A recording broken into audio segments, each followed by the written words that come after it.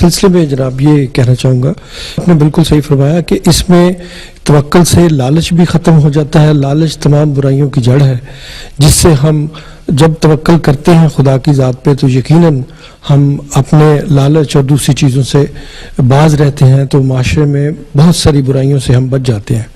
लेकिन मैं ये पूछना चाहूँगा कि क्या हम जब कोशिश नहीं करते, तवक्कुल का मतलब ये तो नहीं कि आप कोशिश के बगैर आप बैठे रहें, जैसे परिंदे रिज़्क़ की तलाश में निकलते हैं और उनको अल्लाह ताला रिज़्क़ अता फरमाते हैं, तवक्कुल भी करते हैं और अपनी कोशिश भी काविश भी जारी रखते हैं।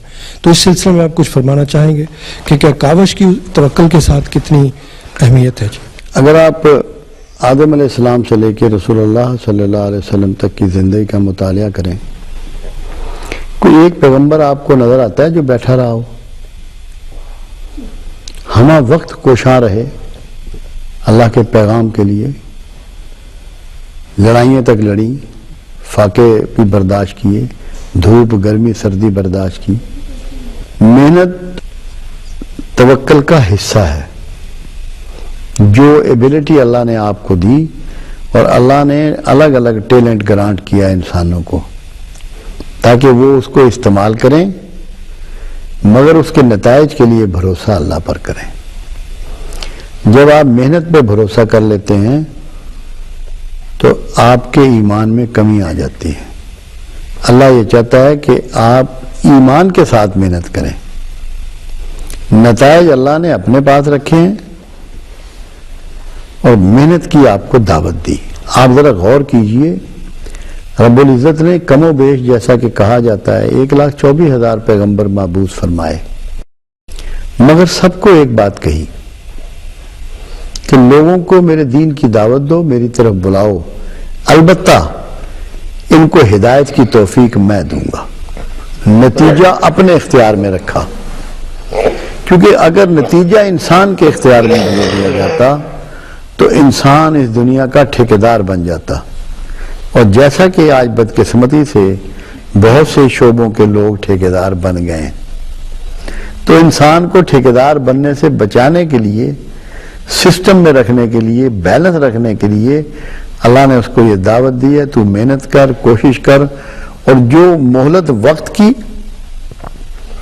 तेरी जिंदगी की, तेरी अहलियत की शक्ल में, तेरे असबाब की शक्ल में मैंने तुझे अता की है, उसको मेरे भरोसे पर इस्तेमाल कर। आप देखिए, एक बहुत ही कॉमन सी बात है, अगर ये समझ में आ जाए, और राज़िक अल्लाह है और रिस्क अल्लाह देने वाला है। आपके खेत में कभी अल्लाह ने हल चलाया? आके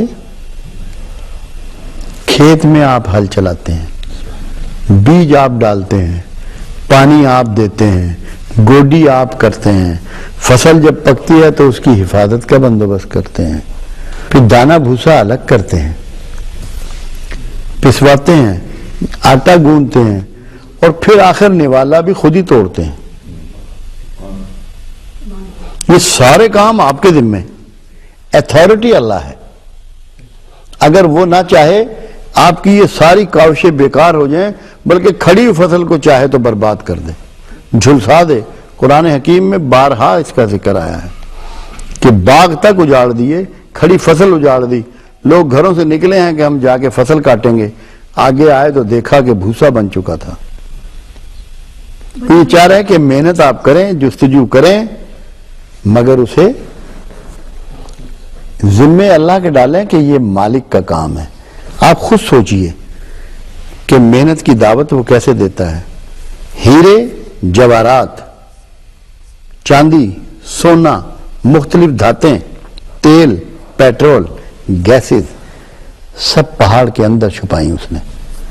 किसी को सतह पहाड़ पे नहीं बिखराया। क्यों? इंसान अपनी मेहनत और जुस्तजू से उसको डिग आउट करे, उसको खोजे, उसको खोदे, निकाले और फिर उससे मुस्तफीद हो। मगर इस सब के लिए भरोसा अल्लाह पे करना है। ये मेहनत इस कायनात के हुस्न में इजाफे के लिए अल्लाह का डिजाइन करदा एक सिस्टम है।